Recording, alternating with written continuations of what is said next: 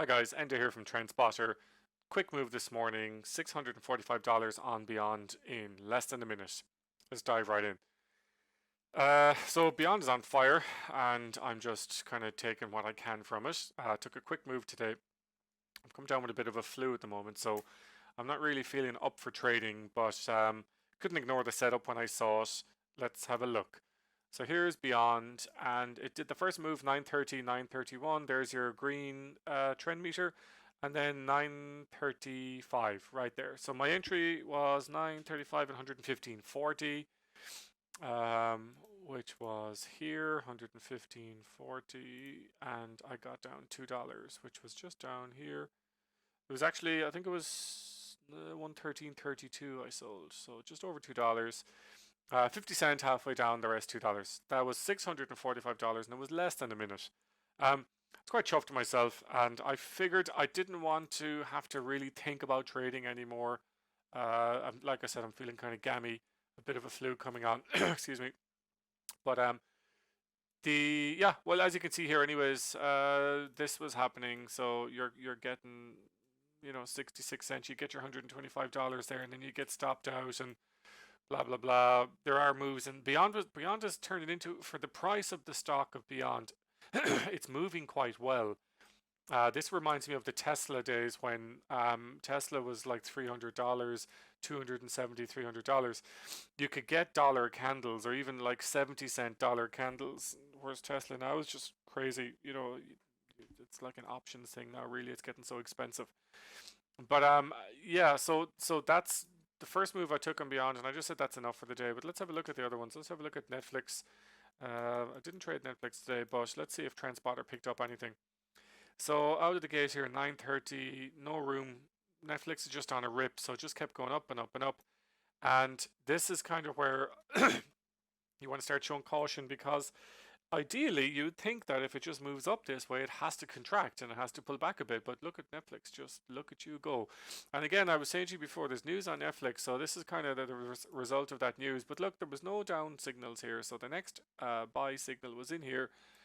So your first one, really, I suppose, would have been in there, because you go in at the open, unless you open late. Oh look, that's technically a loss. So yeah, forget about that big move. That's actually a loss candle, or a loss move, because if you get in here, it's the pullback is too big on it. So I would have stopped out on that. But well, there you go. You've lost. You've seen it here. There's a losing move on TrendSpotter.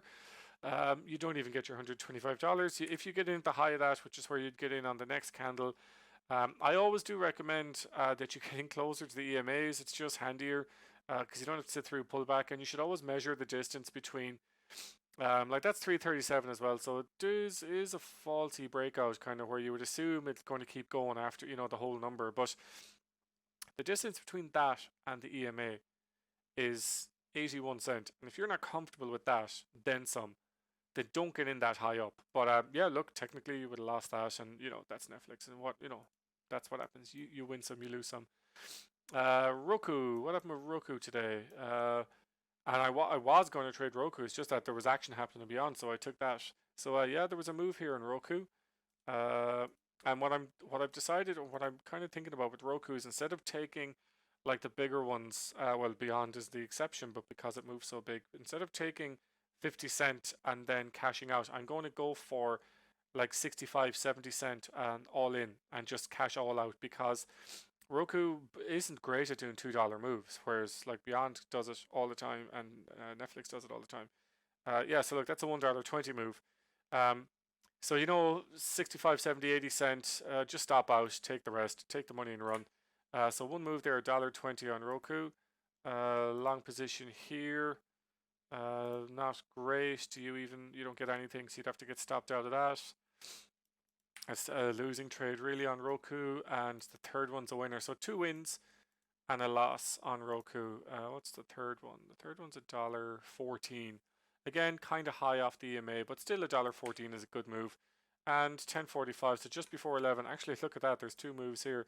So really, there's 4 moves in here. This one's a much smaller one, though. I mean, would you get 61 cents? You might get 50 cent on that.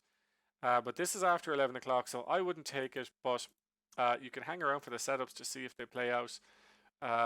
So that's a $2.51 move. There's Roku. Roku's the little stock that could, like it's not an expensive stock when you think about it. Now I know a lot of people think that a $130 stock is very expensive, but Roku's not an expensive stock. So you cash out when you I think, rather than waiting for these $2.50 moves, whereas Beyond does those moves and Netflix does those moves all the time. Nvidia, I didn't trade this today, but actually when I saw this, that's what happened. When I saw this coming out this morning, I knew there was no coming back. And this is around the time I got into Beyond anyways. But there was no, it just went straight down. And Nvidia is not known for big moves. It doesn't, like, I know that is that's a big move. What are we talking about here? That is a big move on Nvidia. What's the open here? The open's up here. So wow, that's a $3.56 move. That's a huge move. But anyways, that's fine. Was there a move here? Yeah. I mean, you could have got something in here. Long position again. These huge candles, never, ever, ever, ever. I know it says buy. I know there's an arrow there. Anytime you see these big, huge candles, they're pushed in there to throw you off, to take your profit. So let the next candle close. Now, if it keeps going up, sue me. Don't sue me. But what happens is, normally what happens is these big candles, so you get in here at the high, and it's the worst place to get in. So just let it close. Even just get in on the next one. But we'll take that one anyways, just in case, to see was there a move in it. Yeah, look, that's $1.30 from the height, but you have to sit through that pullback, and that's not fun. 64 cent. I would like to be 64 cent down in Nvidia because it doesn't move that much. So, like, to get $1.30, you're doing very well on it. Um, excuse me, but yeah, look, it's really wicky and just horrible to trade this today. And I'm not the biggest trader of Nvidia, to be fair. Um, but yeah, that's pretty much it. Uh, 1 minute's work, $645. I'll take that.